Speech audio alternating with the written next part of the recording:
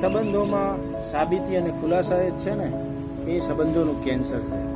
મિત્રો, સંબંધો એવા હોવા જોઈએ કે તેમાં આપણે વારંવાર સાબિતી અને વારંવાર આપણે સાચા હોવાની સાબિતીઓને ખુલાસા ના આપવા પડે.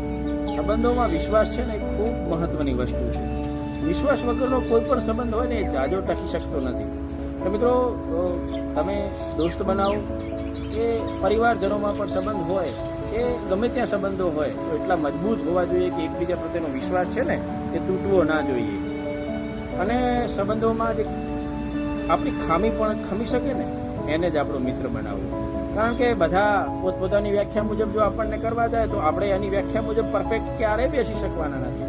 દરેકની વિચારવાની શક્તિ અલગ હોય, દરેકની આપણા વિશે વિચારવાની આપણને જોવાની શક્તિ એનામાં અલગ પ્રકારની હોય છે અને એના વિચારો મુજબ આપણને જોવાનો પ્રયત્ન કરશે. એટલે એ વ્યાખ્યામાં આપણે ક્યારેય પરફેક્ટ બેસવાના નથી, પણ આપણી ખામીઓને ખમી શકીએ ને એ જ આપણો સાચો મિત્ર. બાકી તો સંબંધો તો ઘણા બધા હોય છે, પણ આ બધા સંબંધો છે ને એ માત્ર વેપાર છે. તેમાં વારંવાર સાબિતીઓ અને વારંવાર ખુલાસા આપવા પડે ને એ સંબંધ નહીં પણ એક વેપાર છે.